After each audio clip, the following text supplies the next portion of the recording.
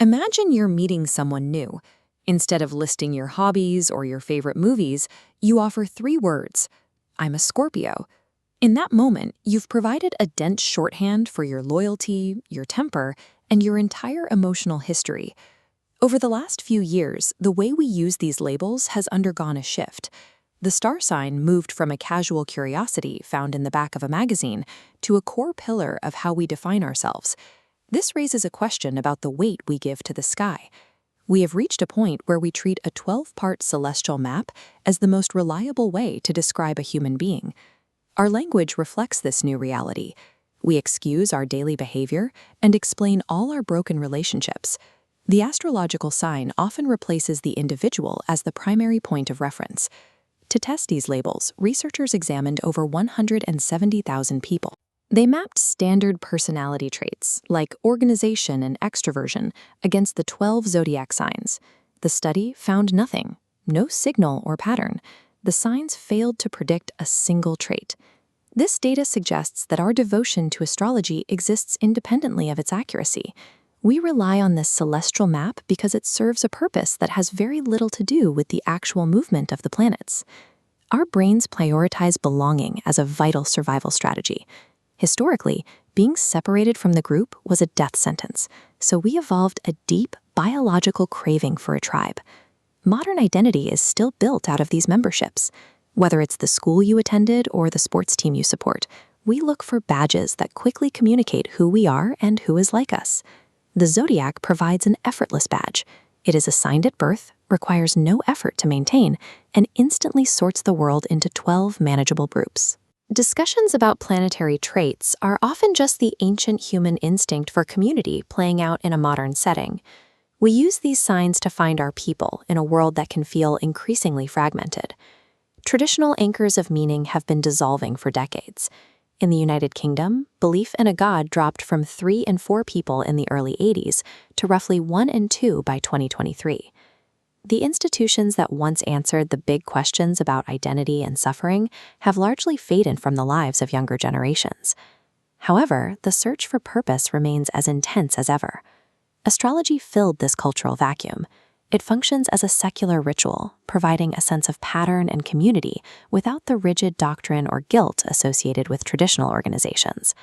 This search for meaning is intensified by modern economic instability and a constant cycle of digital crises. When the future feels unpredictable, the mind hunts for any sense of order. Astrology helps navigate this anxiety. Attributing a difficult week to Mercury retrograde replaces the feeling of being overwhelmed by chaos with the idea that you are part of a larger, cosmic rhythm. Previous generations might have glanced at a horoscope once a month in a magazine. Today, the zodiac is inescapable, delivered daily through apps, memes, and dating profiles.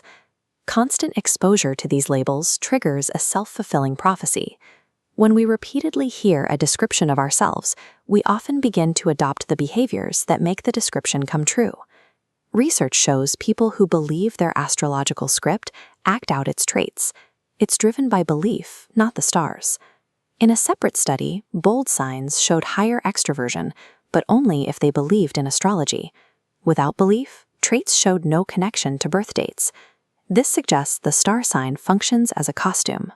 The more we lean into the role, the more the costume begins to define who we actually become in our daily lives. We gravitate toward these cosmic labels to feel seen in a culture where traditional social anchors, like community rituals and lifelong institutions, have largely disappeared. We use the zodiac to bridge the distance between ourselves and a world that feels increasingly indifferent. There is a risk when we let a label do the talking for us. A person might use their sign to justify holding a grudge or refusing to apologize, claiming their behavior is simply a fixed celestial trait. Using these signs as an autopilot response allows us to avoid the difficult questions required for emotional growth. It is easier to blame a sign than to investigate why we are hurting or what we need to change. When we use these traits to avoid accountability, we convert a useful tool for self-discovery into a rigid boundary for our personality. A label should encourage reflection, not serve as a permanent excuse for stagnation. A healthier approach is to treat a star sign as the beginning of a question. Instead of accepting the label as a final answer, use it to investigate how you actually feel and react. Your identity is far more complex than a set of 12 categories. The human psyche is full of contradictions and surprises that cannot be contained within a pre-written script. Embrace the parts of yourself that don't fit the chart. There's a freedom in being ungovernable, stepping outside expectations set by a celestial forecast. The stars reflect our deep need for meaning, but the actual work of being human happens outside the constellations. The most important answers aren't found in the light of the past, but in the choices you make tonight.